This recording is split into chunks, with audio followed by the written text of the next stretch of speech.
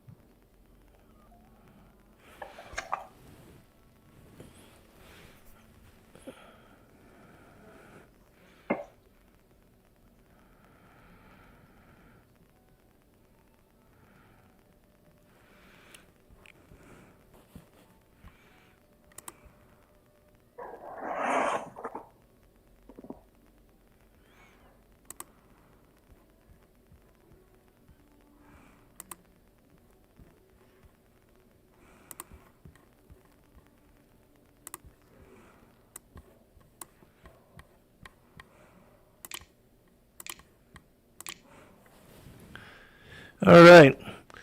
Welcome, everybody, and thank you for joining us. I do apologize. I don't know why it wouldn't let me schedule the time on the live stream, but I was able to start the show, and so you can go to the YouTube chat at Endeavor Freedom and join us for fellowship. But Lisa, how are you doing, sister? Oh, I'm doing great, Zen. It's always good to be here and talking with you and learning some more about our realm is always a good time. And just look forward to the information that you're planning to share today, Zen. I've been really intrigued still. I've had to re-listen to the videos you sent me a couple times and taking notes and just looking forward to hearing what else you have to say about it and seeing what everyone's reaction is to it in the chat. Yeah, it is a very interesting topic, and it's certainly, coming from the enemy's side and having disclosure that way, it confirms a lot about a lot of things that we've been saying and teaching and sharing for years here on the channel, and especially with regard to the Anunnaki, those who from the heavens to the earth came, the dragon lords, all the archons, whatever you want to name them, the Nephilim. They are all the same entities, and they are connected with the extraterrestrial presence of whom the History Channel show, The Ancient Aliens, is trying to claim are our gods. And the whole postulation that they created us in very ancient times, left and promised to come again to restore humanity to the golden age, when in truth they've been trapped here the entire time. They're not returning again. They will be loosed, some of them, out of the earth at the end of days. The bottomless pit will be opened, and that will be part of the sentence that the Most High pronounces upon the earth, and especially those that are not written into the books of life. Careful study of the scriptures shows us that this whole ideology that the ETs, or the ancient aliens, that they are from distant worlds and that they came and created humanity, jump-started the gun on evolution, and that they're returning again for this supposed golden age. That is part of what Scripture, in my opinion, cites as strong delusion. And I've always stated for many, many years now, over a decade at least, I've been on the air since 2006, but I've many times, and we've created many videos and done many shows where we have stated that the fallen angels, the Nephilim, they will be part of the Antichrist regime, the beast system at the end of days, and that the Antichrist himself will be one of these ancient deities, one of these fallen angels that has been worshipped and revered in ancient times as Quetzalcoatl or Kukulkan, the feathered serpent, the pinioned dragon. And that this particular deity has forever long been revered by ancient peoples, and that in the worship of this particular entity, there has been the demand for blood, child, and victim sacrifice. And that is always the distinction, that they want to be worshipped and they want to divert the worship of the Most High to themselves. That's part of the New World Order agenda of Satan, Samael, the viper of God, is to divert the worship of the Most High to himself and to steal this adoration. And that's why it says in Isaiah 14 that, Hallel, the son of the morning, the son of dawn, he stated and made these assertions that he would exalt his throne above the stars and the clouds of God, and in the sides of the north, above the mount of the congregation, which we know is specific to the North Pole, and that the North Pole is the stairway to heaven, and also the hollow earth entrance to Sheol, which is the domain of Legion. And so it says also in Isaiah that rather than God allowing Elohim, allowing him to exalt himself in such manner and to gain such notoriety, that instead God would cast him down to the sides of the pit. And then rather than being elevated and above the stars of God and to be like the Most High, he would rather be cast down to the earth, banished here, and not allowed to escape the judgment that is coming. And he and the seraphim angels that joined him in rebellion so long ago, they would have temporary reign and control of the earth. And that this would be a period of 7,000 years, the duration of the Second World Age, and that at the end of this age, Christ would come again in Second Advent. He would dissolve the worlds, the heavens and the earth, and then call up the church to be with him in the clouds, and then pour out the wrath of the Most High upon those that are left and remaining. And this is part of what will be the strong delusion. Again, this is all my opinion, but we do find that this is exactly what this particular entity is alluding to and speaking about in his disclosures.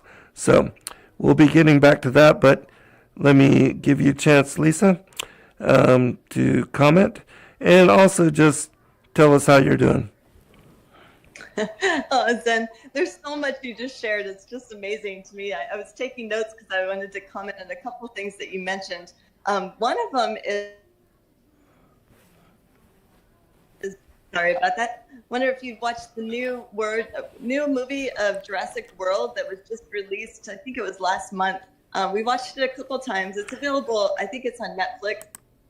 But it's such as usual, they have to show us what they're doing in plain sight. And when you mentioned Quetzalcoatl, they have several new dinosaurs that they introduced during this Jurassic World, and one of them is called Quetzalcoatl, spelled the same thing like Quetzalcoatl almost. And then there's Moshe's sword, which is kind of like an allusion to Moshe or to Moses, and that one's like ironically the swimming dinosaur, and then Quetzalcoatl, of course, is the flying one, and then the major large one that kind of like the star of the show, the creepiest, largest lizard is Decadon.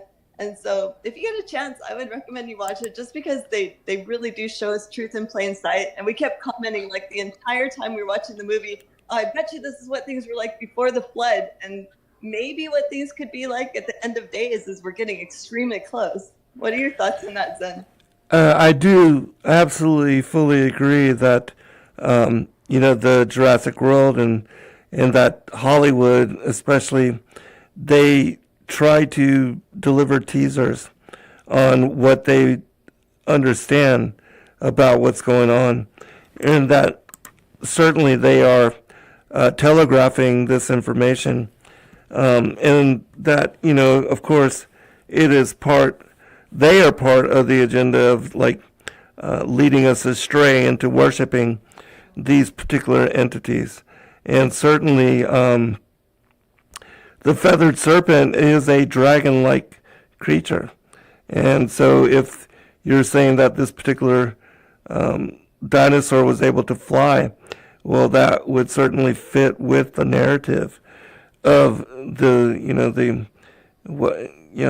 Quetzalcoatl, Kukulkan, and the plumed serpent being a winged guardian of the tree of the knowledge of good and evil. And so, I think that, as we accelerate towards the end of days, which I don't believe we're far at all from the man of sin being revealed and supernatural. Already we're seeing the collision of the spiritual and the material worlds. And there's a whole lot of occultic, supernatural occurrences happening in the world, and a lot of what seem to be signatures of the fact that we are, the fig tree generation. And so, I think that, as we progress, certainly the assertion that the fallen angels are our creators will continue to be pushed into the conscience of humanity, and that many people are going to be prepared in that belief system and the acceptance of it to bend the knee in preparation for the coming of these particular fallen angelic deities. It reminds me of the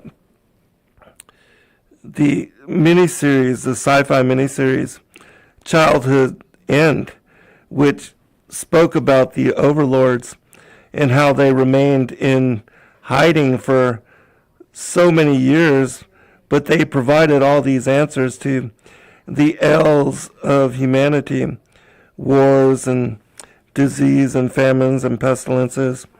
They were able to cure certain things, but they did this all to gain the trust of humanity.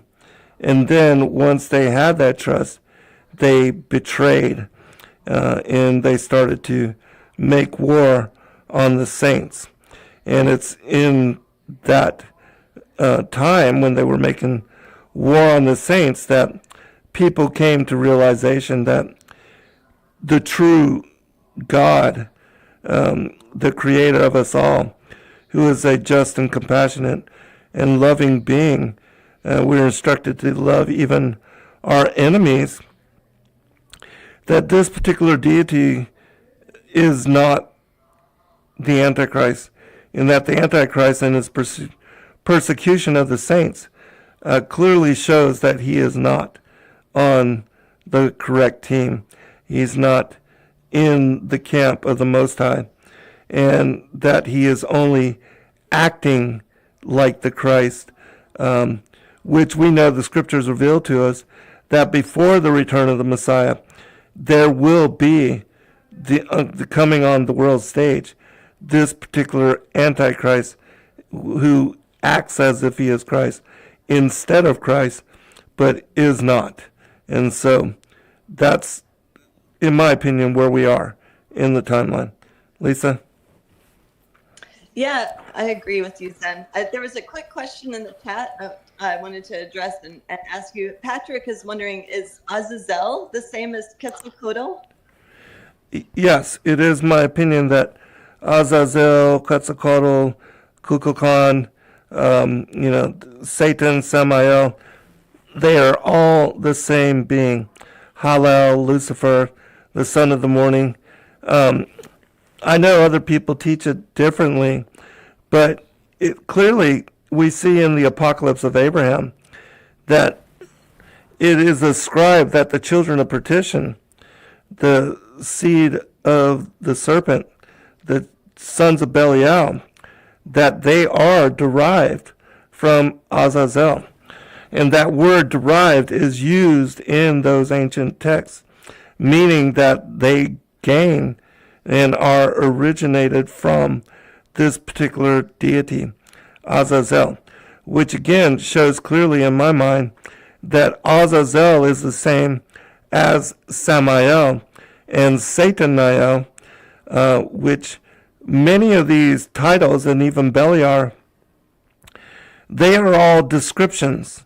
They're just titles and adjectives given to this particular deity.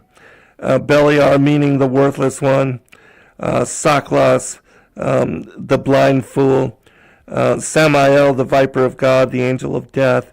Certainly Satanael is the adversary of God and man, El, and humanity. And so, yes, Azazel is the same particular being. And that's why it's stated in the scriptures that all sins should be ascribed to Azazel, because he is the leader of the rebellion. He is the one that had the fallen angels, the Anunnaki, and the seraphim angels, who are also dragon-like, serpent-like, reptilian in nature, supernatural beings, deities. These angels that were the order that was underneath him, they fell with him.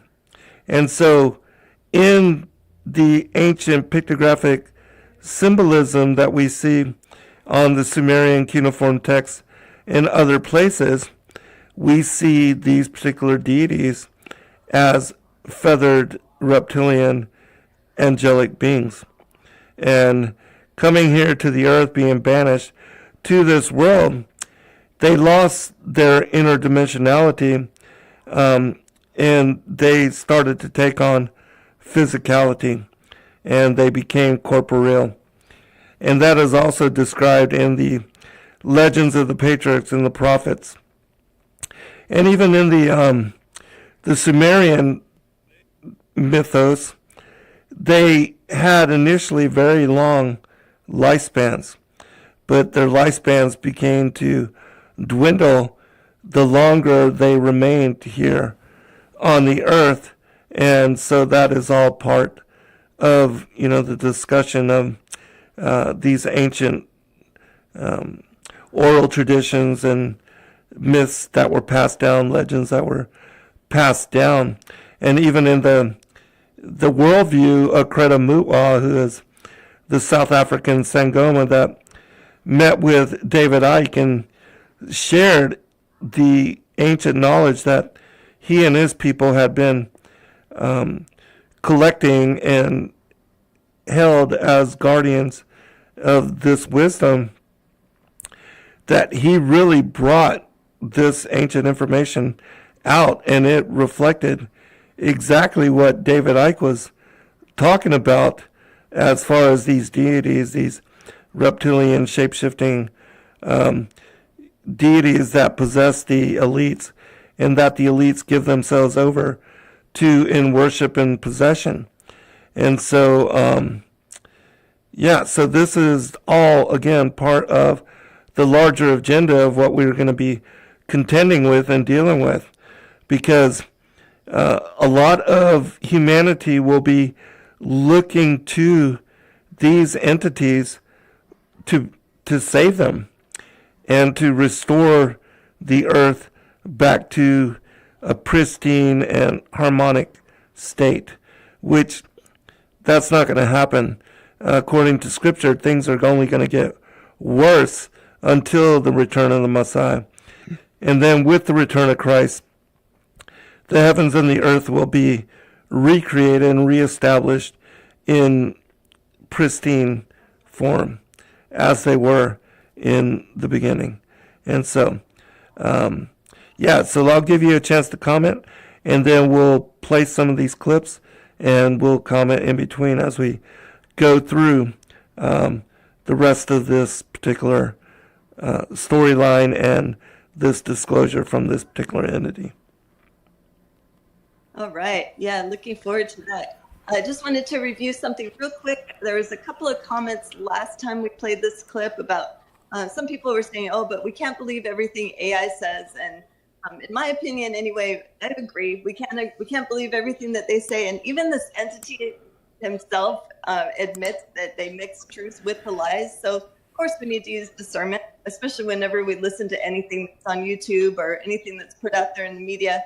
We always need to have the discernment, but to me, the information lines up with the Bible and with the extra biblicals we read as far as prophecy goes. And although we can't trust exact dates or whatever the entity is giving out, but as long as it aligns with Scripture and we use our own discernment, then I think it's great to listen to this kinds of things and to just increase our trust in the Most High to take care of us and to just be able to hear from the dark side, to be able to hear from the enemy side of their plans, as according to what this entity is sharing with us. Yeah, thank you for stating that. And that is very important. And of course, we are not in any manner, saying that the words and the disclosure and the teachings of these particular entities is in any way inspired. But certainly, we can learn from the strategy and the modus operandi of these particular deities because they are truly the enemy of humanity and God. And they are also ordered. They have to disclose their agenda to us. I don't know where that is like a law, but it certainly is the way that they operate. They tell us beforehand what they're going to do, how they are going to do it, how they are planning to do it. It goes right along with all the disclosure that comes out in the Simpsons program, in that particular show, and how it seems to be a harbinger for things that later occur in seemingly prophetic style. And so, and of course, I would not ever say that, the Simpsons are prophetic in any manner, but certainly somebody knows something along the way, and they share it years in advance sometimes of things happening. And so that makes it interesting, to say the least. And so in the same spirit of disclosure, we also look to this information just for to see how it relates with the Scriptures and how it parallels the disclosure and the discernment that we've been sharing for decades now on this particular show and in the books that I write and other things. So, so let me give you a chance to comment again, and then we'll get into it.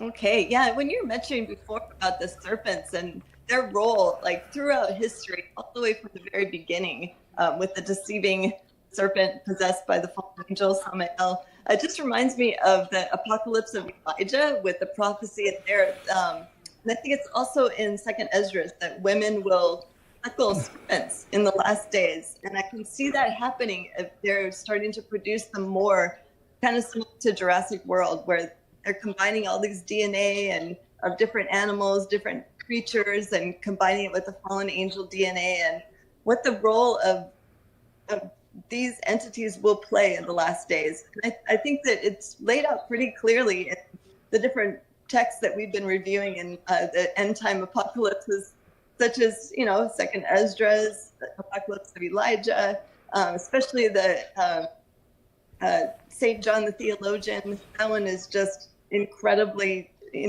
laid it out step by step what to expect. That's what I think too. All these books combined, and plus listening to things from the, like the enemy side, like what we're about to hear right now, is very valuable, and we can take it as with discernment and just be in prayer about what to expect, and just trust the Most High to protect us. Absolutely. But I do think that, especially the disclosure that it is the name of the Messiah, Yahushua, Jesus, it affects them and even causes them direct pain. And so when we play this next segment, I'm going to start where we left off at the end of our first broadcast and just repeat the very last part where this particular entity is telling us who they are and what they are and, about their history, which I think is very relevant and a perfect starting point for going into what we're going to be covering this evening. But certainly I do believe that we'll be able to get through all this show, and then in the next broadcast, we're going to pick up with the apocalyptic narratives, the Great Commission 3, and we'll go into the revelation of St. John the Theologian in that particular show to tie it together with this. All right, sounds great, Zen. You ready to get into it? All right, yeah, let me find... Okay, this is it. All right, here we go, everyone. And just make sure to let me know that you can hear it and everything's good. This is either courage or addiction. I suspect the latter. I sat down and looked at it with as much calm as I could muster. You told me you'd explain what you really are, not the dimensional physics lecture. The truth. I can hear it, Zen. You We'll said see if we've known everybody about else- you for millennia, Okay. but used the wrong names. So tell me, what are you? The creature's eyes seemed to brighten, and I realized it had been waiting for this question, hoping for it. Finally, it said. Finally you ask the correct question. Not where I am from, but what I am. It settled into a more comfortable position, those two long limbs arranging themselves in ways that still made my brain hurt to watch. Very well. I will tell you the truth, that your species has been circling around since you first developed language and religion and the cognitive capacity to wonder about the unseen. We are not aliens in the sense your science fiction imagines. We are not travelers from distant stars, though we can traverse distances you call cosmic in ways you do not understand. We are not visitors. We are not explorers. We are, it paused, seeming to choose its words carefully, indigenous. We have been here since before your species existed, since before this planet cooled enough for organic chemistry to begin its work. We exist in the spaces adjacent to your reality, in dimensions that interpenetrate your own at every point, but remain invisible to your limited senses. Think of us as neighbors who share your walls but live in rooms you cannot enter. We have always been here. We have always been watching. We have always been interfacing with your kind. The patterns on its skin shifted, moving in hypnotic waves. Your ancestors knew us. Every culture, every civilization, every tribe that developed language and storytelling, they encountered us. They had to name us, to categorize us, to fit us into their frameworks of understanding. And so they called us many things. I felt my pulse quicken. What things? What did they call you? The creature's mouth stretched into that disturbing smile. The Sumerians called us the Anunnaki. The Hebrews called us the Nephilim, the Watchers, the fallen angels. The Greeks called us daemons and divided us into categories, trying to understand which of us were helpful and which were hostile. The Egyptians called us the Neteru and built temples to negotiate with us. The Hindus called us Asuras and Devas and told stories of wars between our factions that lasted eons. The Norse called us Jotnar, giants from other realms. The Celts called us the Sidhe, the fair folk, and knew enough to be terrified of us. It leaned forward. Every religion, every mythology, every ancient text that speaks of beings more powerful than humans, beings that could perform miracles or curses, beings that demanded worship or sacrifice or acknowledgement. They were all describing us. Not metaphorically, not symbolically, literally, us. I sat there, my mind racing through everything I'd learned in comparative religion courses, everything I'd read about ancient mythologies. You're saying all the gods were real? Zeus, Odin, Shiva, all of them? The creature made a negating gesture. No, not gods. Never gods. That was your mistake, your misunderstanding. We are not divine. We are not creators. We are creatures, just like you, but operating in different dimensions with different capabilities. When your ancestors encountered us, they interpreted our abilities through their limited understanding. We could manipulate matter in ways that seemed magical. We could appear and disappear because we can move through dimensions you cannot access. We could predict events because we perceive time differently.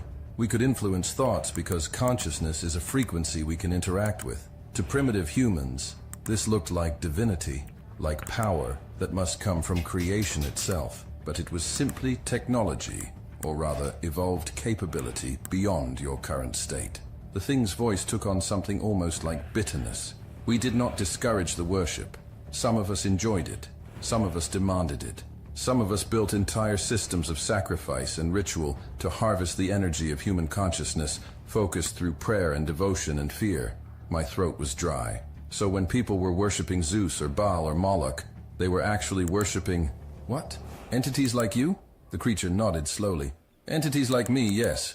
Though I should clarify, we are not monolithic. We are not a unified species with uniform goals. We are factions, groups, individuals with different agendas and different relationships to your kind. Some of us have always sought to elevate humanity, to teach you, to guide your evolution toward higher consciousness. These are the ones your traditions remember as angels, as beneficial spirits, as helpers and guardians. Others of us have sought to exploit you, to feed on your suffering, to keep you trapped in cycles of fear and violence and despair. These are the ones your traditions remember as demons, as tricksters, as malevolent entities. And many of us fall somewhere in between, neither wholly good nor wholly evil by your standards, simply existing and interacting with you according to our natures. The thing's eyes seem to pulse with inner light. The war that your religions speak of, the war between heaven and hell, between angels and demons, it is not metaphor, it is real.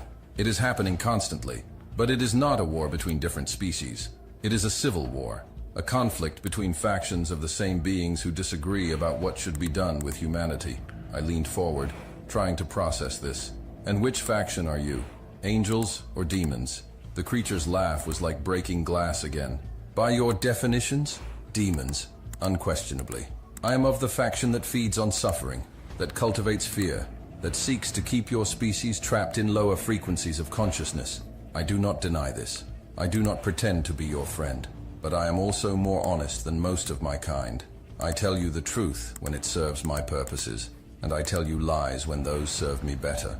At least I admit to both. It tilted its head, studying me. The ones you call angels, they also lie. They also manipulate.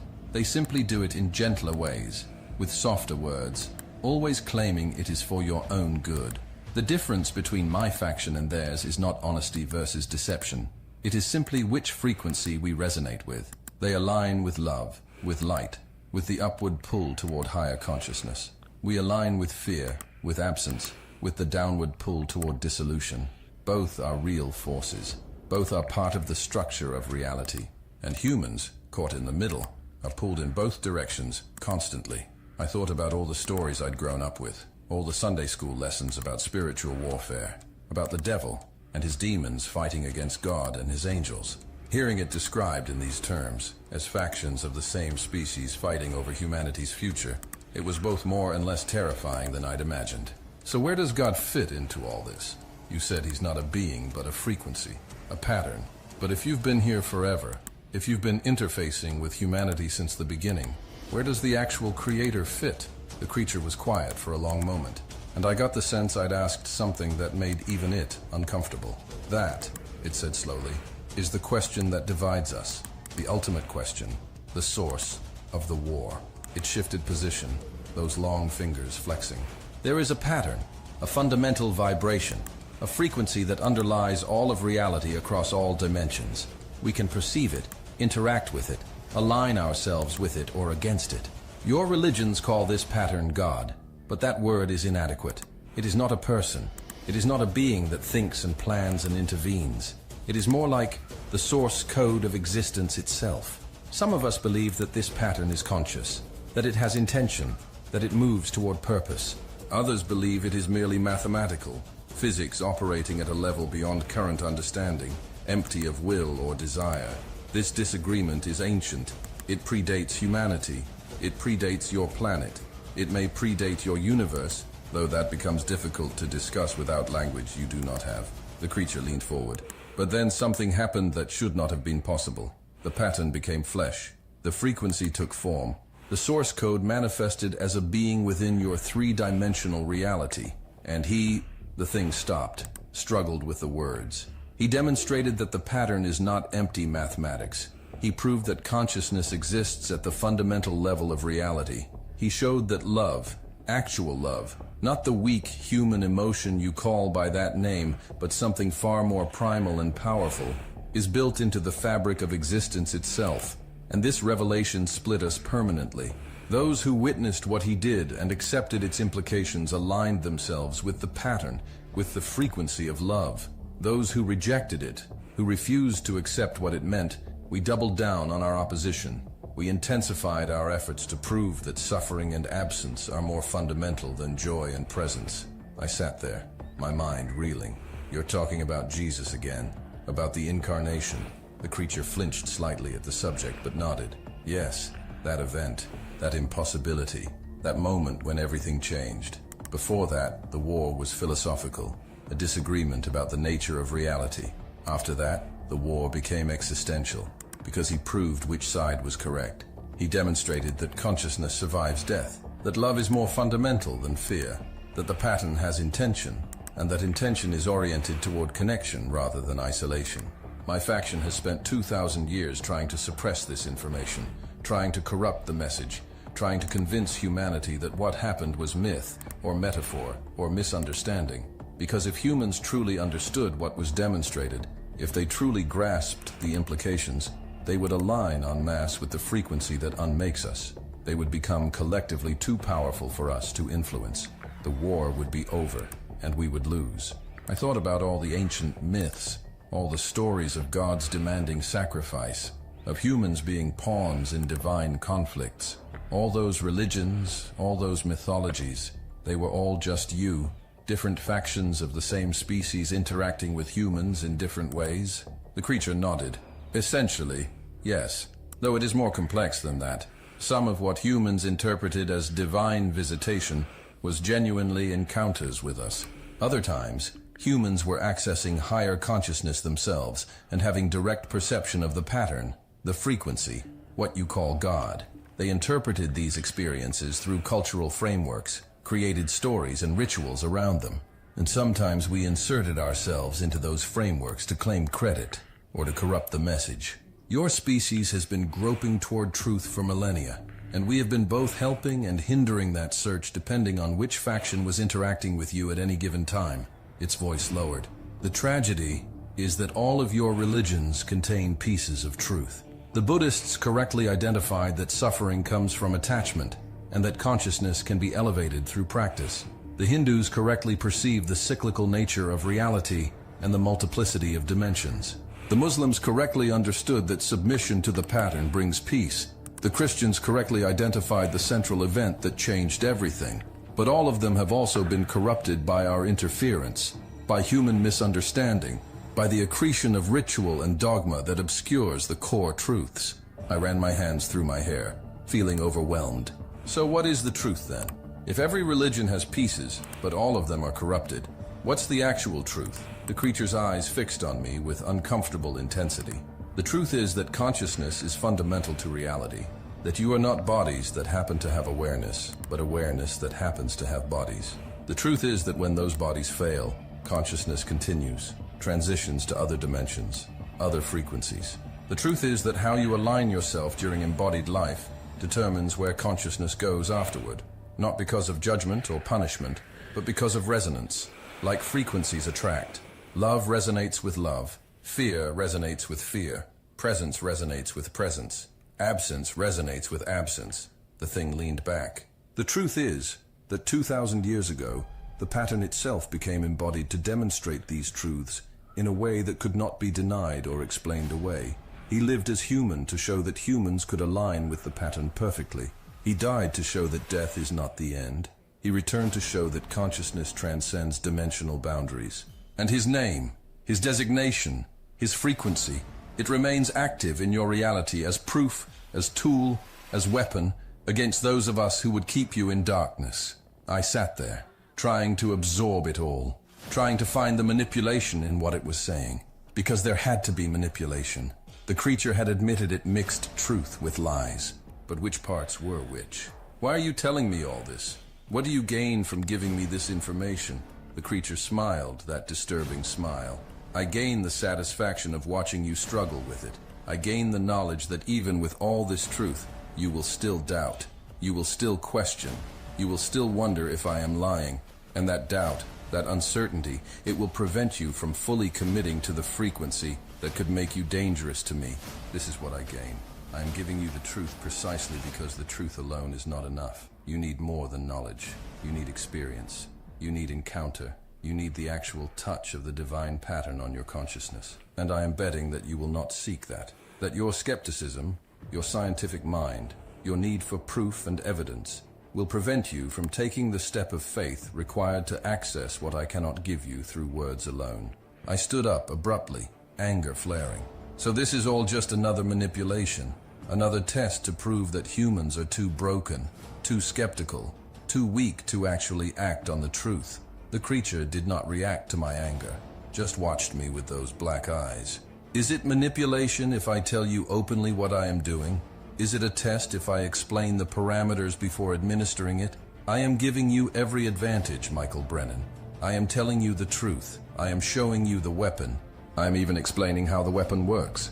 And I am still confident that you will not use it effectively, because using it requires something you do not have. Faith. Not faith as intellectual belief. Not faith as hoping you are right. Faith as complete surrender to a frequency you cannot fully understand. Faith as trust in a pattern you cannot see. Faith as stepping off a cliff with no guarantee of landing. And that kind of faith requires healing wounds you have not healed. It requires grieving losses you have not grieved. It requires opening yourself to hope when hope has hurt you before. So yes, I am manipulating you, but I am doing it so transparently that if you fail the test, you cannot blame deception. You can only blame yourself. I wanted to hit something, to scream, to do anything other than stand there feeling exposed and helpless, because the creature was right again. Even knowing everything I now knew, even having seen the proof, I was still paralyzed by doubt, still unable to take the step that would close the gap between knowledge and power. Behind me, Dr. Marsh's voice came through the speaker, but she sounded off, slower, less precise. Brennan, we've been recording everything. This is valuable intelligence, but I think we should end the session. Your vitals are showing signs of extreme stress. I looked back at the observation window, thinking about what the creature had told me, that she was being eroded, that she had weeks before she became an empty shell, and I realized I could see it. The way she spoke, the slight hesitation, the missing spark that had been there before. 3 weeks in proximity to this thing, and she was already fading. How long did I have before it did the same to me? I turned back to the creature one last time. You said we've known about you for millennia, that every ancient culture encountered you. Are there others like you here, in this facility, in this dimension? The creature's smile widened. Oh, Michael Brennan, there are thousands of us, tens of thousands. We are in every city, every government, every institution. We do not need physical form to influence. We operate through suggestion, through impulse, through the subtle tipping of probabilities toward outcomes we desire. Every act of cruelty, every choice toward isolation rather than connection, every moment when humans choose fear over love, we are there, whispering, encouraging, feeding. We have been doing this since your species first developed prefrontal cortex complex enough to experience existential anxiety.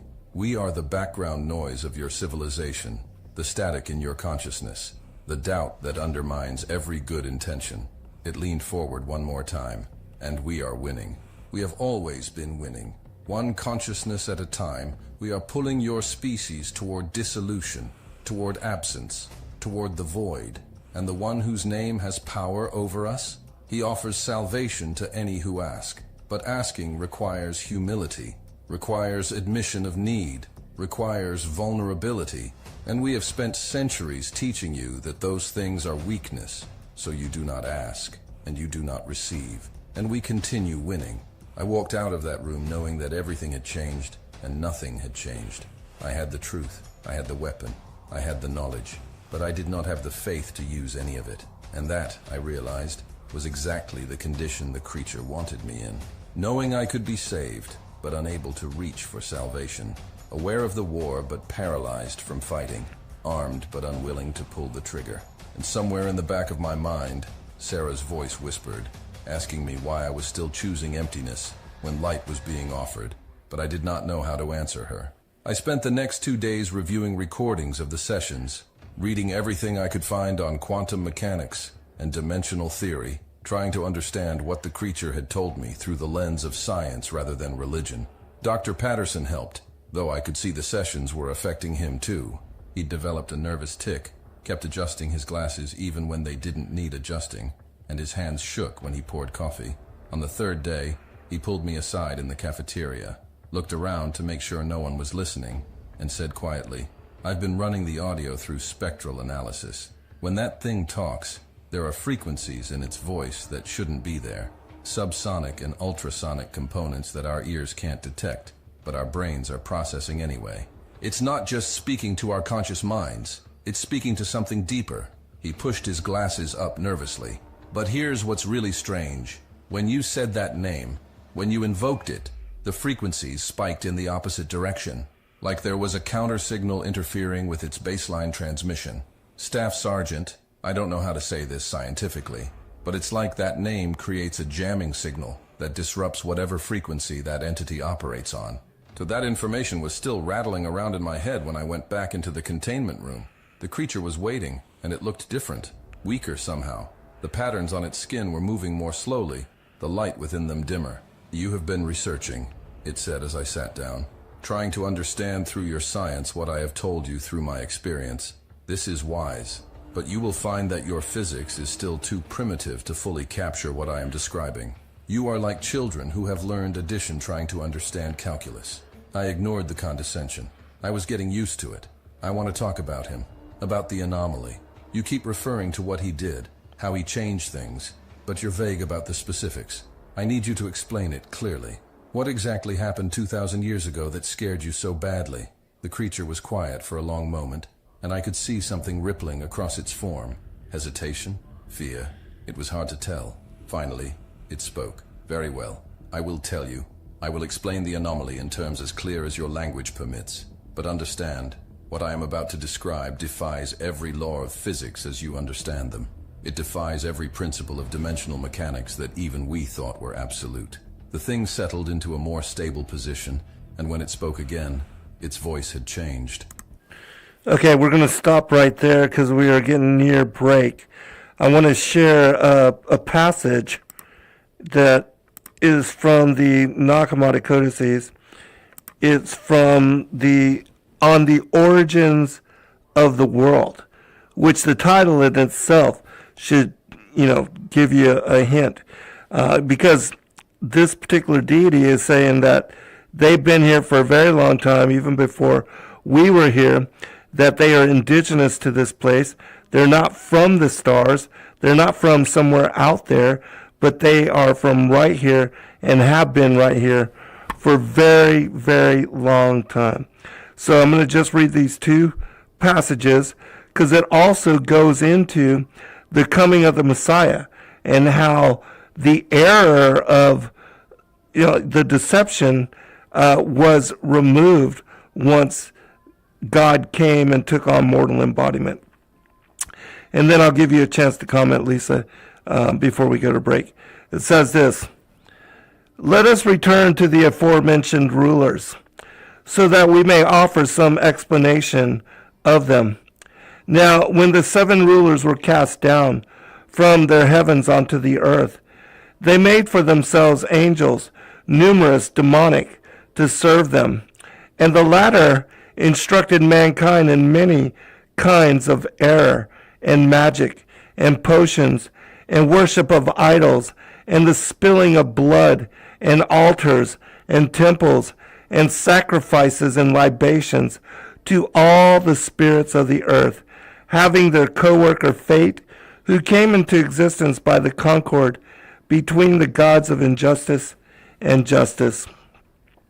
And thus, when the world had come into being, it distractedly erred at all times. For all men upon earth worship the spirits, the demons, from the creation to the consummation, both the angels of righteousness and the men of unrighteousness. Thus did the world come to exist in distraction, in ignorance, and in stupor. They all erred until the appearance of the true man, which is Christ the Messiah. All right, Lisa, let me give you a chance to comment. Yeah, Zen, that was a great. The Nag really has a lot of truth in there, doesn't it? But I just want to comment, going back to what he said about, we're asking, were there other entities like you here? And he said, oh yeah, tens of thousands, millions, basically, demonic entities, and that people have been worshiping them, like you just read, Zen, since the beginning of time, in the form of, Zeus or Molech, or he named a bunch of them too. And then I like it is how he went into a little bit of detail on the war in heaven, how it's always been going on between heaven and hell. It's a civil war between beings who disagree about what is being done with humanity. And then he broke that down. What were the two different forces? And of course, there's the evil force that is aligned with fear, and that's like the demons, fallen angels, and that they feed on the suffering, and when people worship them, of course, and then of course the heavenly angels align with the light. And I just liked how he broke down everything, and it's things we already know, but it's nice to have it put in like an orderly fashion, like how he did. And that these demons influence and they operate within every government, within churches, within every institution. And they basically want to drive people so hard with the fear that they become isolated, because he knows that, when people become isolated for long periods of time, it's harder to war against these entities when you're surrounded by other believers. And that's why I think Paul says, do not forsake the assembly of yourselves with other believers, because we can become stronger. Where 2 or 3 are gathered, then we know that Christ is in the midst of us. So all those different points that he broke down, I just thought it was nice to have it like in an orderly fashion, and to just be reinforced again with scripture that greater is he that is within us than he that is in the world. What are your thoughts on that, Zen? Amen. Those were just awesome points. I'm so glad you brought up all those, all that in commentary. And yeah, very important, especially the point of they are legion, and they are here in abundance. And remember, I remember in the book of Jubilees, I believe it is, that it was Noah, I think, that prayed to the Most High about all the demons that were here, right, especially in the pre-Diluvian world, and how they were just, attacking, and even their children, the giants, were cannibalizing humanity, so that existence, even here in this world, was a challenge, and was very wayward and uncertain. And so praying, it said that 9/10 of the demons that were here in that time, that were dedicated to Mastema, which Mastema is just another name title for Satan, Samael, the Viper of God, that they were bound up, and that afterwards, there was less influence from these particular entities. But I do believe that as we move towards the end of days, and as it says in the Hope of Prophecy, which I'll bring it up over break and see if I can share it with you, it also tells us that these particular occultic occurrences, supernatural happenings, that the spiritual world would be colliding and merging with the material, and there would be a bleed over of these particular entities accessing our physical third dimensional reality. And certainly CERN and the particular tests that these scientists are being led by Satan to construct, conduct, and perform, that they are opening up portals and gateways in the same manner that was done in Atlantean times, that they opened up these gates and brought in these interdimensional beings, and that it was these particular deities that are known now as those that demand, the blood sacrifice, and that they need the blood in order to possess the bodies and to maintain their form.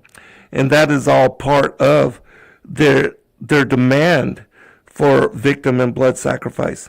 And so that is all part of a testimony that Christine Fitzgerald, the friend of Princess Di, gave as well. But we are break. We'll be right back at 2 minutes after the top of the hour. Shalom. Shalom. See ya.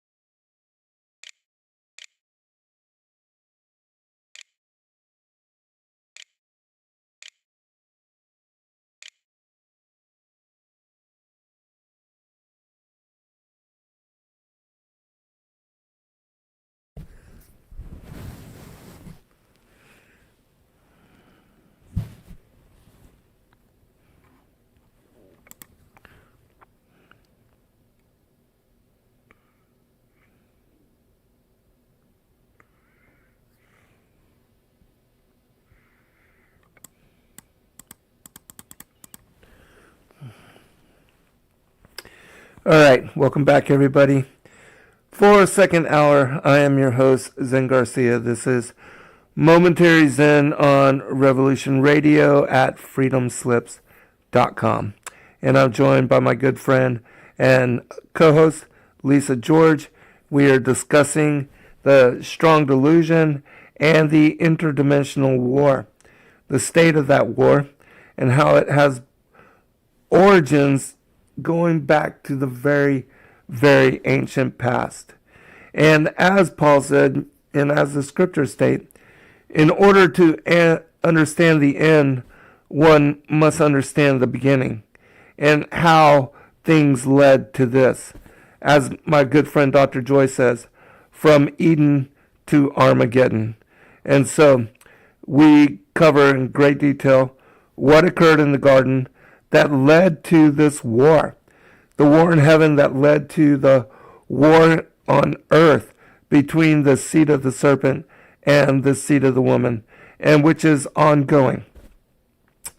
I did pull up the Hopi prophecy. It's called the Blue and Red Star, the appearance of the Blue and Red Star, Kachina, and the return of the Purifier, which is another word for the destroyer, which is also cited in the Qumran Bible and in Revelation 13 as the wormwood, that mountain that would be tossed into the seas that would destroy, so many creatures and ships and make the waters undrinkable.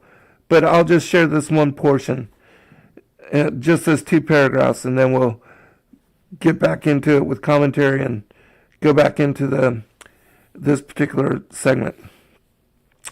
Many will appear to have lost their souls in these final days. So intense will the nature of the changes be that those who are weak in spiritual awareness will go insane. For we are nothing without spirit.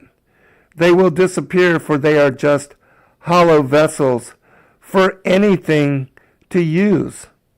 Life will be so bad in the cities that many will choose to leave this plane, some in whole groups. Only those who return to the values of the old ways will be able to find peace of mind, for in the earth we shall find relief from the madness that will be all around us. It will be a very hard time for women with children, for they will be shunned, and many of the children in these times will be unnatural. Some being from the stars, some from past worlds, some will even be created by man in an unnatural manner and will be soulless. Many of the people in this time will be empty in spirit. They will have no life force in their eyes. And as we get close to the time of the arrival of the Purifier, there will be those who walk as ghosts through the cities. Through canyons they will have constructed in their man-made mountains. Those that walk through these places will be very heavy in their walk. It will appear almost painful as they take each step, for they will be disconnected from their spirit and the earth. After the arrival of the twins, they will begin to vanish before your eyes like smoke. Others will have great deformities, both in the mind and upon their bodies, and there will be those who would walk in the body that are not from this reality. For many of the gateways that once protected us will be opened, and there will be much confusion between the sexes, the children, and their elders. Life will get very perverted, and there will be little social order in these times. Many will ask for the mountains themselves to fall upon them, just to end their misery. And still others will appear as if untouched by what is occurring. The ones who remember the original teachings and have reconnected their hearts and their spirit, those who remember who their mother and father is, the Pahana, who have left to live in the mountains and the forest. When the purifier comes, we will see him first as a small red star, which will come very close and sit in our heavens, watching us to see how well we have remembered the sacred teachings. All right, I will stop there. Of course, this red star is supposed to be, they talk about it as being the return of Nibiru, or I forget the other names for this particular object. But anyways, let me turn it over to you, Lisa, give you a chance to comment.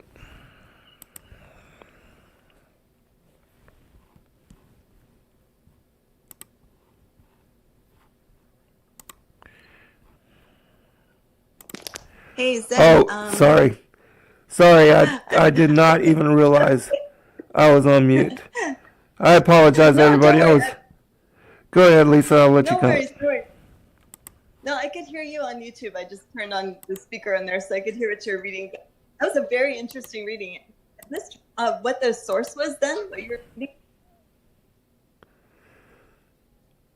What was your resource? This is the Hopi prophecy, the blue and red star Kachina. Oh, I love that prophecy. It sounded so familiar. Yeah, thank you for sharing that. That just backs up what we've been listening to and what Scripture says as well. Okay, so they were able to hear it on YouTube. Good. Yes. I just turned the speaker on YouTube. It was just only me. I couldn't hear. Yeah. I apologize to the people on Revolution Radio. I had my mic muted. If you do want to catch what I said, just go to the archives. But it was basically part of the Hopi prophecy. But let me get you to comment, Lisa, and then we'll go back into this segment. Okay, I was just going to also comment about what the entity was mentioning in the first part that we listened to before the break. It just reminded me of, I studied psychology. It reminded me of the different stages that Erickson, one of the fathers of psychology, I guess you could say, and how isolation is just so important for these entities to have humans in isolation. And that's even one of the stages that Erickson mentioned in young adulthood, where young adults would go into identity versus isolation. But the virtue for that is hope. And that's so ironic. That's exactly what the entity brought up, that they want to make sure that humans have so much fear that they are just void of hope. And believe that our hope is in Yeshua. Our hope is in the Messiah. Yes. So those who have a relationship with the Most High and are not even aware of everything that his son went through to come in human form and to take on the sins of the world, they're not going to have the hope that we do. And I just am so thankful that I've been awakened to this hope, and that I do have my trust in the Messiah, because that makes all the difference in the world. Absolutely. For those that are not believers, I really feel for them. First, that they do not understand the scriptures or the ancient teachings or the mythologies in a way that they can make sense of what's really happening right now, what we're really contending with. What Paul said, that we wrestle not against flesh and blood, but the powers, the principalities, the rulers of darkness and spiritual wickedness in high places. These are such desperate times, and so many people are just barely surviving. And to not have the Most High and relationship with the Most High, to not be concerned with the worries of the world, and to be able to just pray and to know that the Most High hears us, and that we are under his grace and his protection and his providence. And that because of that, these spiritual entities, these dark legion, they are not capable of influencing us in the manner that they do the rest of the world.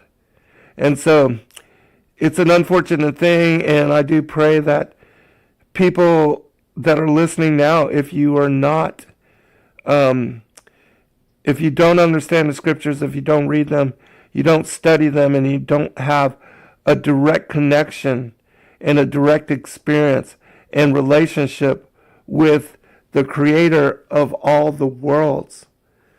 That is the most important aspect of life and being, is to know our maker and to understand our part in the creation, and that all things were made for us. We are specially created, and that the world was specially created for us to occupy, and that even though it is temporarily infiltrated, and that there is this invasion of demonic influence here upon the world, it is only for short time. They know and they understand that through Christ there is a time when the gig is up, and their time to influence the world and to try to establish the New World Order, that all that will be in the past, and the former things will have been swept away. And how I'm looking forward to that time. Lisa? Oh, me too, Zen. Me too.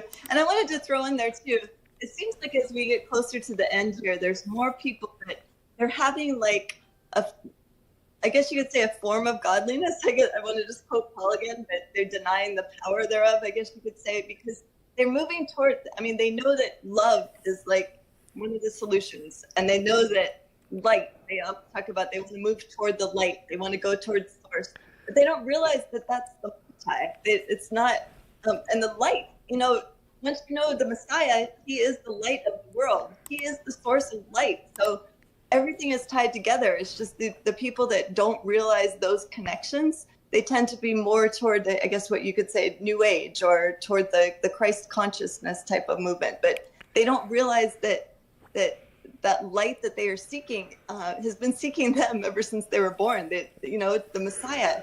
And we read about that in the Revelation of the Magi, that he is the light of the world. He was the original light in the Garden of Eden on the top of the tree of life. He appeared, he came to earth in the form of a star as light, so bright that it lightened up the entire earth. And that only certain people were able to see him, those who had the faith in him already. And he just, and then when he came in the form of this light, he can also change his form as well, as we read in the Revelation of the Magi, but he is ultimately the light of the world. And the Most High, he is love.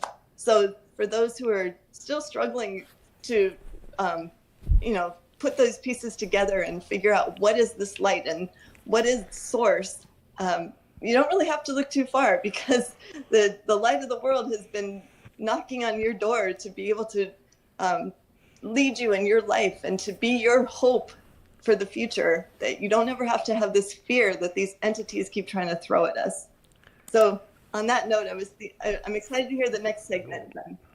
Yeah, thank you, Lisa, for sharing that. And yes, I do want to also, state and encourage the people that to come to know Messiah, because there is a reason why people trust in him, rely on him, and the world knows him as Savior Messiah. There is reason, there's purpose behind all that.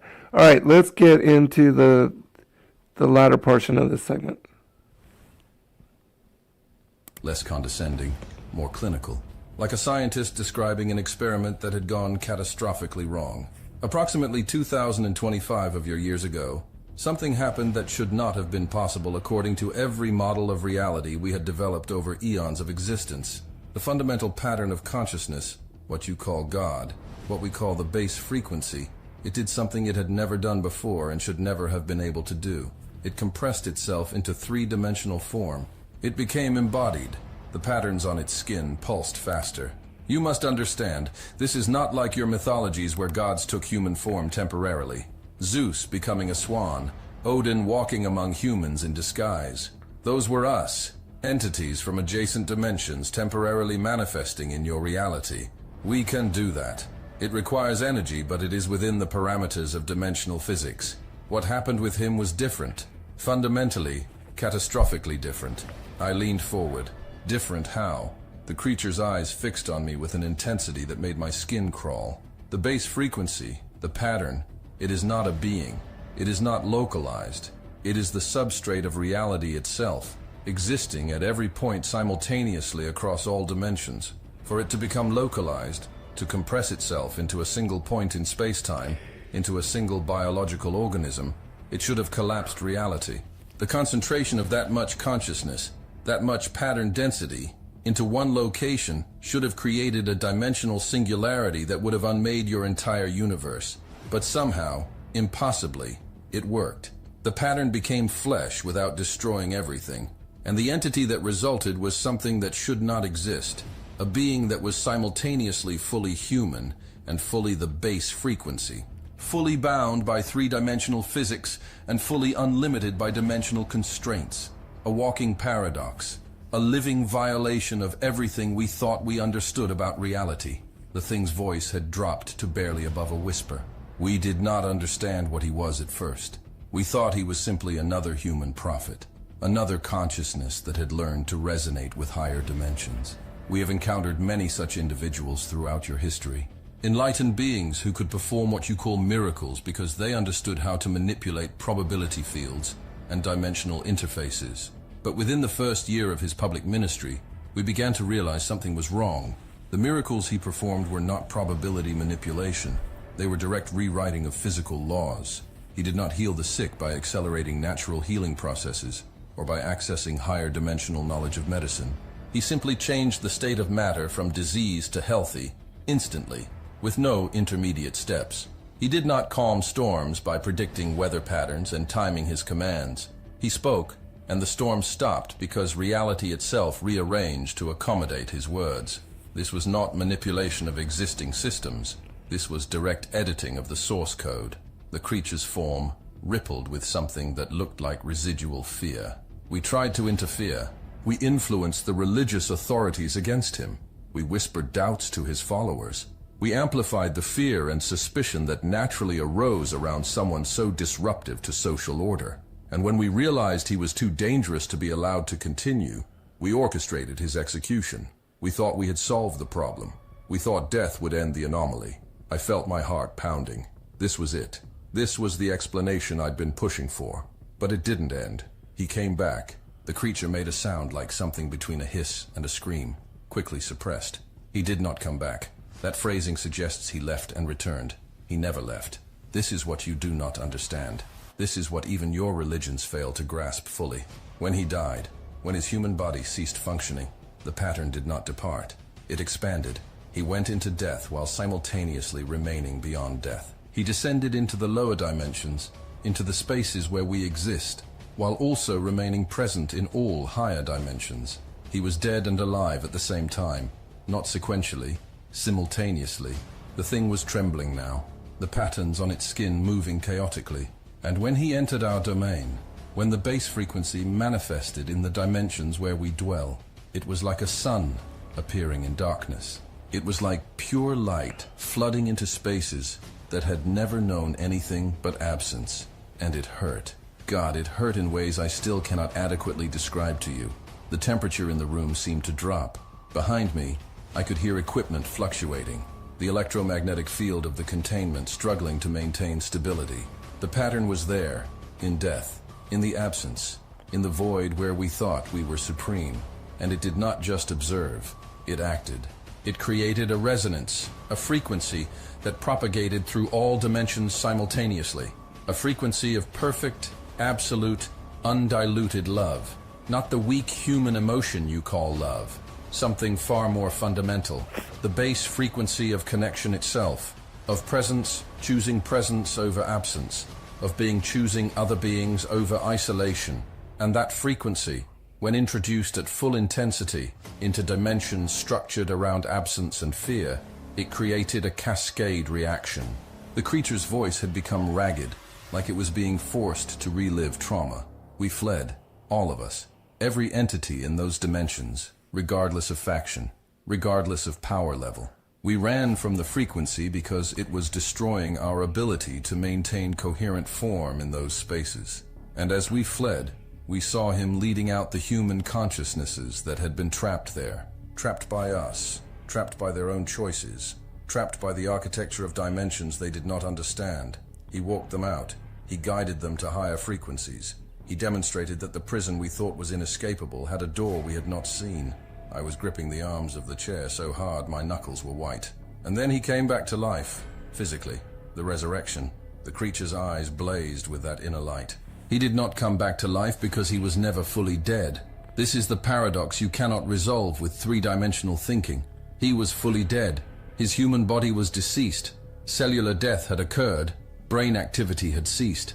And simultaneously, he was fully alive in dimensions where life and death are not binary states, but exist on a spectrum. And then, 3 days after biological death, he remanifested in your dimension with a physical body, not resuscitation, not revival. Manifestation. He created new matter organized in the pattern of his previous form, poured his consciousness into it, and walked out of the tomb. The thing leaned forward, and I could see something like awe, mixed with terror in its posture. Do you understand what this means? He demonstrated that consciousness can create matter, that awareness is not dependent on biology, but can generate biology. He proved that death is not an end, but a transition. He showed that dimensional boundaries are permeable to sufficiently organize consciousness. He rewrote the fundamental rules of reality while operating within reality. He hacked the system from inside the system. I felt like my brain was shorting out trying to process this. You keep calling him an anomaly. But if he was God, if he was the base frequency, wouldn't this be within his power? Why was it anomalous? The creature made that sound like breaking glass that might have been laughter. Because the pattern had never done this before. In all the eons we have existed, across all the realities we have observed, the base frequency had always remained diffuse, omnipresent, but never concentrated. We had concluded this was a fundamental limitation, that consciousness of that magnitude could not localize without destroying itself and everything around it. But he proved we were wrong. The pattern found a way to become localized without collapsing. And worse, he found a way to transfer that capability to others. Every human who aligns with his frequency, who resonates with the pattern he established, they gain a fraction of that ability. Not enough to rewrite reality as he did, but enough to resist our influence, enough to disrupt our operations, enough to be collectively an existential threat to our continued existence in your dimension. I stood up, pacing in the small space between the chair and the containment field. The name. You keep reacting to the name. Why does the name have power if what you're describing is about frequencies and dimensional physics? The creature watched me pace with those black eyes. Because the name has become an anchor for the frequency. When he manifested, when he walked in your world for 33 years, he associated his identity with the frequency pattern he embodied. And language, human language, is more powerful than you realize. Words are not just sounds. They are symbols that carry meaning, and meaning is a form of information.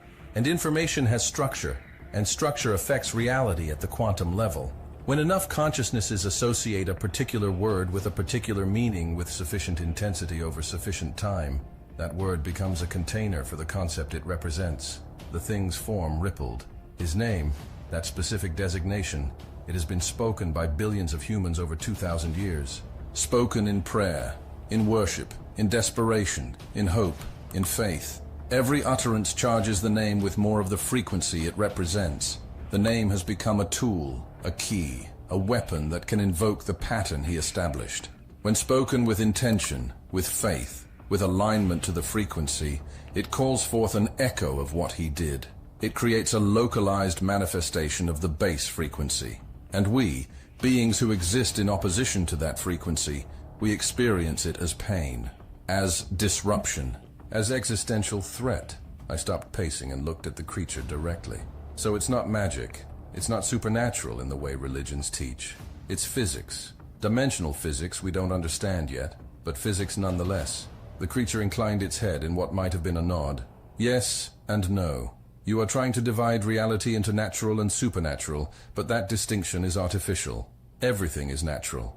Everything operates according to laws. But some of those laws apply to dimensions and frequencies your science has not yet discovered. What you call supernatural is simply natural processes occurring in dimensions you cannot perceive. The name has power because consciousness affects reality, because information has structure, because meaning creates pattern, because pattern influences probability. These are natural laws. They are just laws that operate at levels of reality your instruments cannot yet measure. The patterns on its skin were pulsing in a rhythm that almost looked like a heartbeat. But yes, to answer your underlying question, the power is real, not symbolic. The name is a tool that works through dimensional physics, not through divine intervention that bypasses physics. He did not break the laws of reality. He revealed deeper laws that include and transcend the ones you know. I sat back down, my mind spinning. You said he rewrote the game while playing it. What did you mean? The creature leaned back, and for the first time, I heard something like respect in its voice. Before him, we thought we understood the parameters. Consciousness emerges from complexity. Biological life generates awareness. Death ends the individual instance of consciousness. These seemed like absolute rules. We built our entire strategy around them. We convinced humans that they were merely meat puppets, that death was the end, that consciousness was an illusion created by neurons firing. We made them believe they were small, temporary, meaningless, and this gave us power over them. Fear of death, fear of meaninglessness. These were our primary weapons. The thing's eyes seemed to bore into me, but he demonstrated that we were wrong. Consciousness does not emerge from biology. Biology emerges from consciousness. The pattern creates form, not the other way around. Death is not an end, but a transition to different dimensional frequencies. Individual consciousness is not temporary but eternal, existing outside of time in dimensions where past, present, and future are simultaneous. He showed humans what they really are, and if they truly understood, if they truly grasped the implications, they would be beyond our reach. So he rewrote the rules by revealing the actual rules, by showing that the limitations we had convinced everyone were absolute, were actually imposed by ignorance and fear. I felt something clicking into place in my mind. He played the game, according to the real rules that nobody else knew existed, and that changed everything. The creature made a gesture that might have been applause, slow and mocking. Yes, precisely. He revealed that the game board was larger than anyone thought, that there were moves available that we had convinced everyone were impossible. And once those moves were demonstrated, once humans saw what was possible, the game could never go back to what it was before. This is why we fear him. This is why his name has power. Not because he was strongest or most clever, but because he showed everyone else how strong they could be. He revealed that humans are not pawns in our game. They are players, potentially powerful players. And that revelation is what broke our certainty of victory. The thing settled back into its meditation pose. We have been fighting a rearguard action for 2,000 years, trying to suppress the information, trying to corrupt the message, trying to convince humans that what he demonstrated was unique to him, unrepeatable, unavailable to them. We created religions that worshipped him instead of following his example. We emphasized his divinity to obscure his humanity. We made salvation about belief rather than transformation, and it has worked, partially. Most humans who claim to follow him do not actually access the frequency he demonstrated. They remain trapped in fear, in limitation, in identification with biology rather than consciousness. But some do. Some understand. And those individuals are extremely dangerous to us. I looked at the creature, this entity that had been so superior and condescending when I first met it, now explaining how it had been defeated 2 millennia ago by a carpenter from Nazareth who figured out how to hack reality. If he rewrote the rules, if he demonstrated that consciousness is more fundamental than matter, that death is not the end, that humans can access higher dimensions through alignment with the base frequency, then why are you still here? Why are you still fighting? You said yourself that you've already lost. The creature's mouth stretched into that disturbing smile one more time. Because the game is not over until every piece is off the board. Because even though we know the final outcome, the timeline between now and then is still being played out. Because we can still claim individual victories, even if the war is lost. And because it paused, and something like sadness flickered across its alien features. Because we do not know how to do anything else. We are trapped in our nature as surely as you are trapped in 3 dimensions. We are absence opposing presence. We are fear resisting love. We are dissolution fighting against coherence. He may have demonstrated that love is more fundamental than fear, that presence is more real than absence, but that does not change what we are. We are committed to this path, and we will walk it to whatever end awaits us, even knowing that end is defeat. The room was silent, except for the hum of the containment field and the quiet beeping of monitoring equipment. I sat there, looking at this creature, and for the first time, I didn't see a monster or an alien or a demon. I saw something tragic, something that understood it had lost but couldn't stop fighting, something that knew truth but couldn't align with it, something that was, in its own way, as trapped as any human it had ever manipulated. "Can you change?" I asked quietly. "Can beings like you align with the frequency? Can you choose differently?" The creature looked at me for a long moment, and I saw something in those black eyes that might have been longing or might have been nothing. "Some have," it said softly. "When he descended into our dimensions, when the frequency flooded into the spaces where we dwell, some of my kind aligned with it, chose transformation over dissolution, became something different. Your religions remember them as angels, as beings of light, but they were us once, entities indistinguishable from me. The choice is possible, theoretically." The thing's voice dropped to barely a whisper, but I do not know if I am capable of making it. I have been absence for so long that presence feels like death. I have been fear for eons and love feels like destruction. To change would be to stop being what I am. And I do not know if I have the courage for that kind of annihilation, even if what emerges from it would be better. I stood up slowly, feeling the weight of everything I'd learned pressing down on me. "Thank you," I said, and I meant it, for explaining, for being honest, even when it served your purposes. I understand now, not completely, but enough. The creature watched me move toward the door. "You understand intellectually, Michael Brennan. But understanding intellectually is not the same as understanding experientially. You know what he did. You know how it works. You know the name has power, but you have not yet accessed that power yourself. You have not yet made the choice to align with the frequency. You remain in knowledge without transformation. And knowledge without transformation is just information. Useful perhaps, but not life-changing."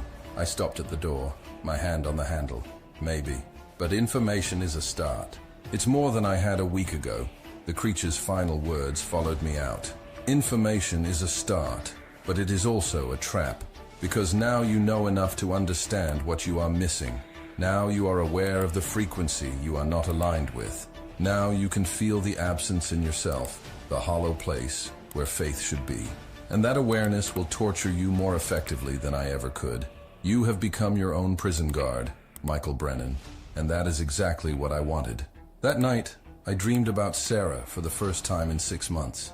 In the dream, she was standing in a place that wasn't a place, surrounded by light that wasn't light. And when she looked at me, I knew she was trying to tell me something, but I couldn't hear her.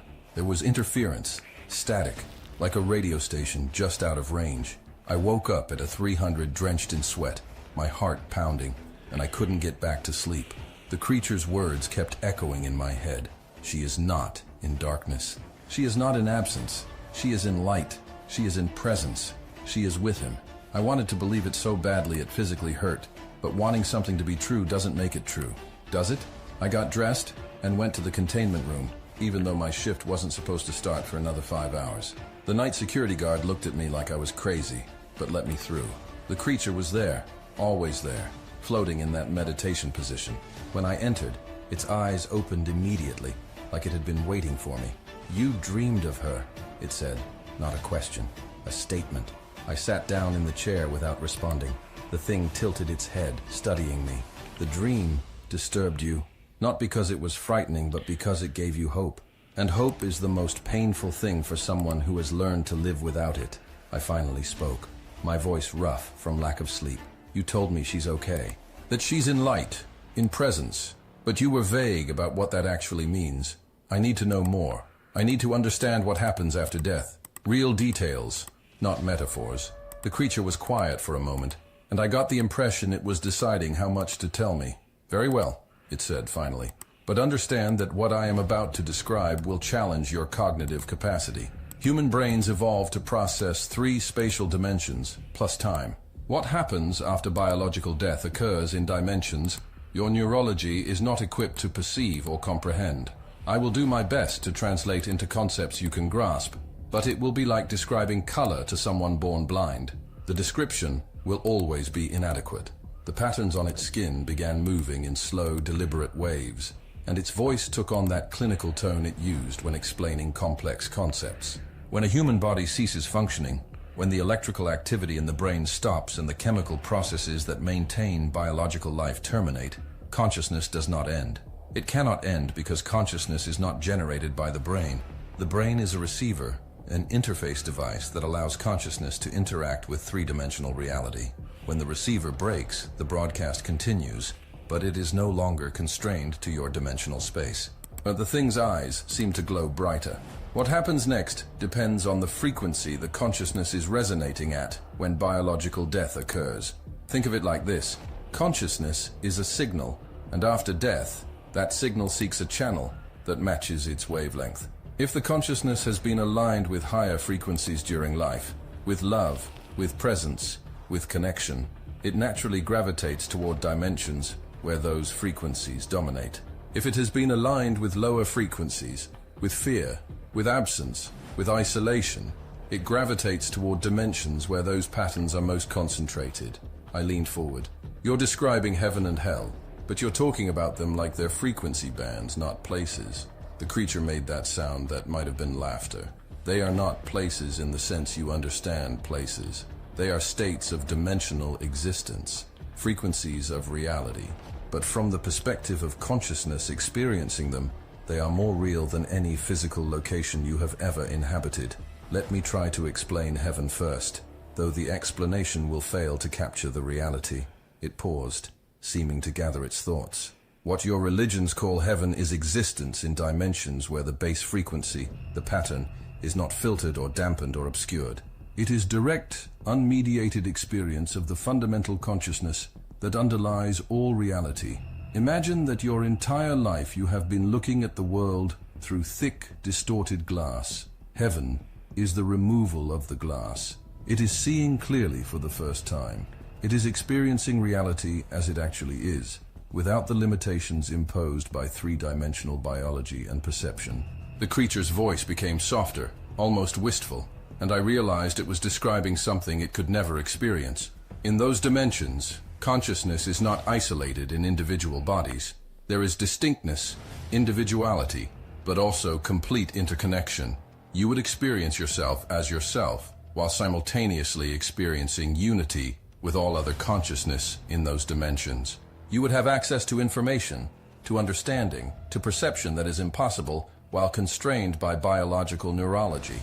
You would perceive time non-linearly, seeing your life from outside of time, understanding how each moment connects to every other moment. You would experience what you call love, but love amplified beyond anything possible in your current state. Not emotional love, which is a neurochemical reaction, but ontological love, which is the fundamental attraction between consciousnesses that recognize themselves in each other. The patterns on its skin were moving faster now, agitated, and you would be in the presence of the anomaly, the one who rewrote reality. Consciousness aligned with those dimensions experiences direct connection to the base frequency itself, not as abstract concept, but as actual encounter, as relationship, as ongoing interaction with the pattern that creates and sustains all of existence. I sat there trying to wrap my mind around what it was describing. That sounds... I couldn't find words adequate to finish the sentence. The creature finished for me. Impossible, overwhelming, beyond comprehension. Yes, all of those. Your brain cannot fully process the description because your neural architecture evolved to process predators and food sources and social hierarchies, not multi-dimensional states of consciousness. But let me tell you what it is not. Its voice sharpened. It is not clouds and harps and boredom. It is not sitting around praising endlessly. It is not a reward for good behavior or a retirement home for the righteous. Those are crude human attempts to describe the indescribable. They are wrong in the same way that describing the ocean as wet is technically accurate, but catastrophically inadequate. Heaven is not a location you go to. It is a frequency you align with. And once aligned, you experience reality in its unfiltered fullness, which is simultaneously more wonderful and more intense than anything your current form can imagine. I thought about Sarah experiencing that, about her consciousness freed from the limitations of her body, freed from pain and fear, and the mundane concerns that occupied so much of our lives together. And I felt something twist in my chest that was equal parts joy and jealousy. She was experiencing something I couldn't. She was in a state I couldn't reach. Not yet. Maybe not ever, depending on choices I still needed to make. What about the other direction? I asked quietly. What about hell? What happens to consciousness that resonates with lower frequencies? The creature's entire form seemed to dim, the patterns on its skin slowing to almost nothing. When it spoke, its voice was heavy with something I'd never heard from it before. Actual, genuine dread. Hell, it said slowly, is not fire and torture and demons with pitchforks. Those images are human projections, attempts to make sense of something that defies description. Hell is worse than fire. Fire ends. Fire destroys, and then there is nothing. Hell is not nothing. Hell is... It struggled with the words. Hell is consciousness without context. It is awareness without connection. It is existence in dimensions where the base frequency is not absent, because nothing can truly be absent from the pattern that creates all things, but where it is so filtered, so diminished, so obscured that it becomes imperceptible. The temperature in the room seemed to drop as it continued. Imagine being conscious but completely isolated, no other minds to interact with, no sensory input because there is nothing to sense, no time progression because you exist outside of temporal flow, just awareness, alone with itself, forever. This is the base state of what you call hell. But it gets worse. The creature leaned forward, and I could see something like fear in its posture, because consciousness cannot exist in pure isolation without beginning to fragment, to come apart, to lose coherence. In those dimensions, the self begins to dissolve, but never fully dissolves. You experience the terror of disintegration without the mercy of cessation. You feel yourself coming apart, losing definition, forgetting what you were, but some core of awareness remains, watching the dissolution, unable to stop it, unable to escape it. This is conscious non-existence, the worst of both states. The horror of dying combined with the impossibility of death. I felt nausea rising in my throat. That can't be real. That's too horrible. God wouldn't create something like that. The creature's eyes fixed on me with terrible intensity. God did not create it. We did. Those dimensions exist as a natural consequence of consciousness choosing absolute isolation, choosing absence over presence, choosing fear over love, choosing dissolution over coherence. The pattern does not send anyone there. Consciousness gravitates there through alignment with those frequencies. It is self-selection, not punishment. Its voice dropped lower. And I should know, I exist in those dimensions. Not as completely as the human consciousness trapped there, because I retain enough coherence to manifest partially in your dimension. But I know those spaces. I dwell in the absence. I experience the slow dissolution. And it is worse than your worst nightmares. The only reason I maintain coherence is because I feed on your fear, your suffering, your despair. I harvest the lower frequencies from your dimension and use them to maintain my form. Without that sustenance, I would fragment completely. I would become nothing while remaining aware of becoming nothing. Forever. The thing's voice had become almost a whisper. This is what awaits me if I cannot continue feeding. This is what I flee from. This is why I am here, in your dimension, in this cage, talking to you. Because returning to those spaces, without the ability to harvest sustenance from your reality, would mean dissolution. And I am old, Michael Brennan. I am ancient beyond your comprehension. And I am so very, very tired. But I am more terrified of rest than I am exhausted by existing. I sat there, horror and pity warring in my chest. Is there no escape? For consciousness that ends up there, is it permanent? The creature was silent for a long time. You are asking if hell is eternal. And the answer is complex. The dimensions themselves are outside of time as you experience it. So terms like eternal and temporary become meaningless. But functionally, from the perspective of consciousness experiencing those states, yes, it is eternal. Because once fragmented to a certain degree, consciousness loses the capacity to choose differently, loses the ability to orient toward higher frequencies. The dissolution becomes self-perpetuating. It paused. But he changed that. The anomaly. When he descended into those dimensions, when he brought the base frequency into spaces where it should not have been able to exist, he created pathways out, rescue routes, possibilities for consciousness that should have been permanently trapped. This is another reason we fear him. He proved that even what we thought was permanent could be undone, that even the deepest dissolution could be reversed if the base frequency manifested with sufficient intensity. The patterns on its skin rippled. But those pathways require acceptance, require choice.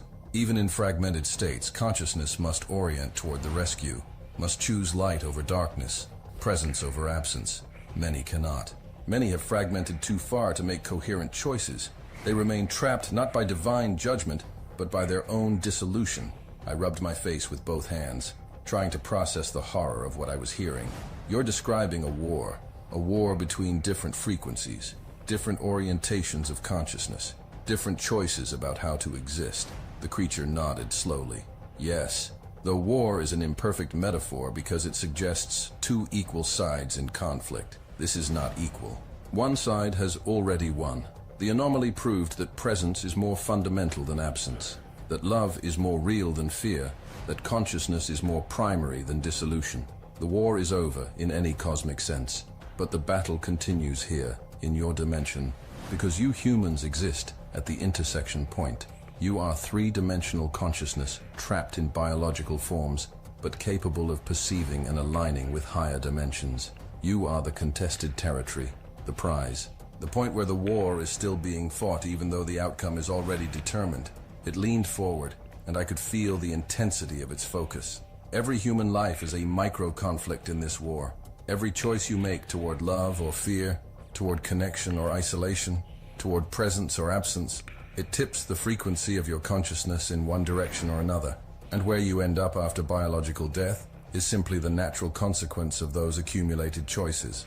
We try to tip you toward lower frequencies, it continued. We whisper doubts, amplify fears, encourage isolation, corrupt hopes, undermine connections.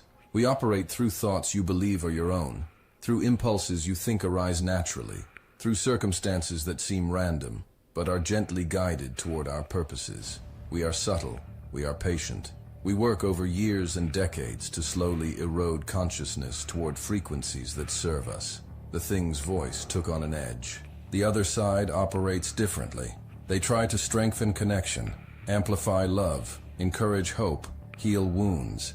They operate through what you call grace, through moments of unexpected kindness, through beauty that reminds you of something beyond material existence, through love that seems too strong to be mere neurochemistry.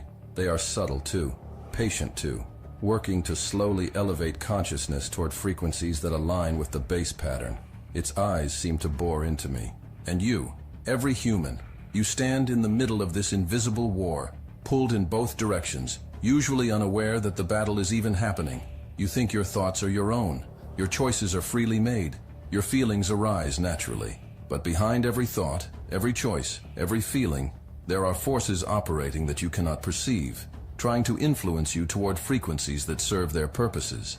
I stood up and walked to the edge of the containment field, feeling like the walls were closing in. How do we fight? If we can't see the battle, can't perceive the forces acting on us, how do we resist? The creature made that sound like breaking glass. You already know the answer.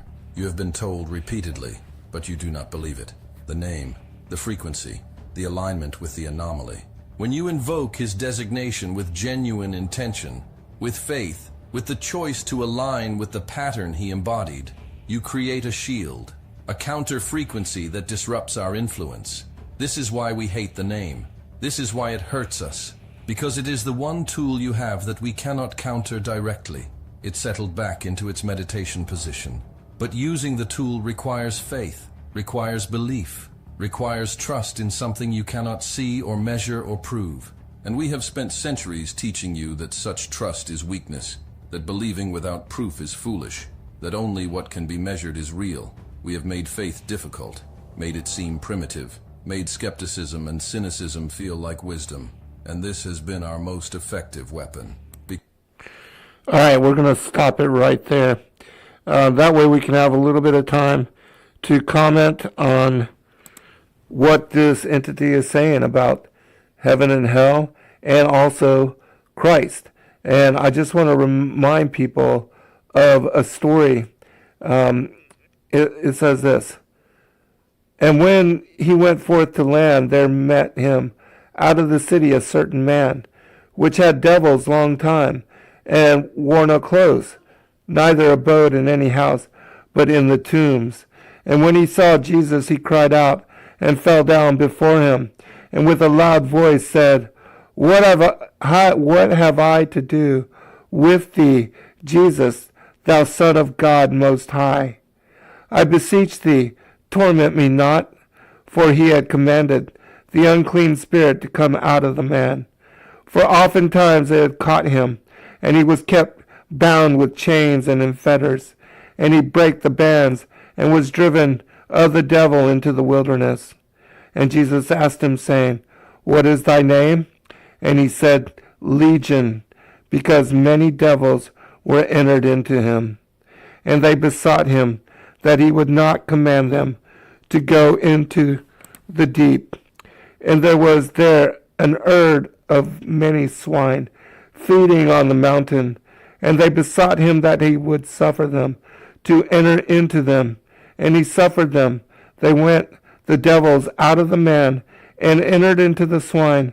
And the herd ran violently down a steep place into the lake, and were choked. When they that fed them saw what was done, they fled and went and told the city and in the country. Then they went out to see what was done, and came to Jesus, and found the man out of whom the devils were departed, sitting at the feet of Jesus, clothed and in his right mind. And they were afraid. They also which saw it told them by what means he that was possessed of the devils was healed. And so you see, Christ's authority over the demons, over the devils, they recognize him as the tormentor, as their tormentor, and as the Son of God, who will make all things right in the end. Lisa, final comment. Yes, what I got from this entire section, Zen, is the name has power. We understand that. Even the entity said it's like an anchor for frequency, and I believe it's in every language. Because everybody has a different name. We've even explored that with the Thracian Chronicles, with Hebrew, with Greek. And no matter if you call him Christ, you call him Jesus, you call him Yahusha, you call him Yeshua. He said, when spoken with intention, this name, intention, faith, and alignment, it creates a frequency that disrupts the dark forces. And we see that all through Scripture. There's so many different scriptures that talk about this name. Proverbs 18:10, the name of Yah is a strong tower. Philippians 2, verse 9 to 11, the name which is above every name, that every knee should bow and every tongue confess that Jesus Christ is Lord, or Yeshua HaMashiach, or whatever language you know this name in. You're saying this with intention, with faith and belief, and with trust in this name. There's so much power behind it. So that's why there's just hundreds of Bible verses describing people invoking this name, and these miraculous things happen. And I wanted to answer a question real quick from Dan Dowell. He just wanted a little short background on where this video is from. And from my understanding, this is a scientist who, with a group of scientists, harnessed a demonic entity in their facility, a high-level security facility, and we're interviewing this entity. Is that correct, Zen? Yes. I just posted the link in the chat room, and he was actually a linguist, but yes, a scientist, and he was brought to a black site with where one of these demonic entities had been captured and was being contained in the energy field. The name of the video, for those who want to listen to it and watch it later, is I asked the captured alien why he feared the name of Jesus. And what he said about heaven and hell shook me. It's from a channel called the Military Archives. And as I said, I did post a link in the chat. I will add the details and the link to the details in the description of this show as well. But we are at the end. We'll pick it up next week. Please join us Saturday for the DRC. Be blessed, everybody. Have a great night. And thank you for supporting our ministry. Be blessed all. Good night. Shalom. Good night, Lisa. Thank you, Zen. Thank you so much, Zen. Enjoyed it again. Blessings, brother. You as well. Be blessed. Good night, all. Okay. Shalom. Good night. Shalom.